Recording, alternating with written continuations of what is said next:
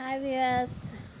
Last పార్ట్లో మనము మత్తు గురించి తెలుసుకుందాము. ఇప్పుడు స్పృహ అంటే స్పృహలో ఉండడం అంటే ఏ విధంగా జాగరూకతతో ఉండడం అంటే మన చుట్టుపక్కల ఏం జరుగుతుంది, మన చుట్టుపక్కల పరిస్థితులు ఎలా ఉన్నాయి, మనుషులు ఎలా ఉన్నారు, వాళ్ళు ఎలా బిహేవ్ చేస్తున్నారు, వాటి వల్ల మనకేంటి ఉపయోగము లేకపోతే నష్టము, ఇలాంటిదంతా ఒక రకమైన జాగరూకత, ఎరుకలో ఉండి జీవించడం అన్నమాట. మనల్ని ఎవరు అబ్జర్వ్ చేస్తున్నారు, మనము ఎవరిని అబ్జర్వ్ చేస్తున్నాము, దానివల్ల వచ్చే లాభాలేంటి, నష్టాలేంటి, ఈ విధంగా ఎరుకతో జీవించడం వల్ల లైఫ్లో చాలా వరకు మనకు కొన్ని నష్టాలను అవాయిడ్ చేసుకోవచ్చు, కొన్ని కష్టాలను తప్పించుకోవచ్చు. ఎప్పుడు ఎరుకతో ఉండడం వల్ల లైఫ్లో మన ఎనర్జీ అనేది చాలా సేవ్ అవుతుంది.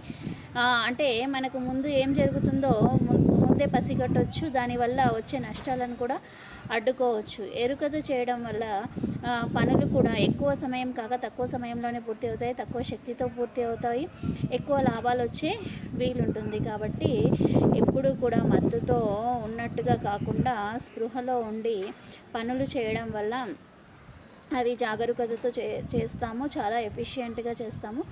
అప్పుడు దాని రిజల్ట్ కూడా అదే విధంగా ఉంటుంది. కాబట్టి స్పృహలో ఉండేటప్పుడు స్పృహలో ఉందాము, మత్తులో ఉండేటప్పుడు మత్తులో ఉందాము. Okay viewers, thank you.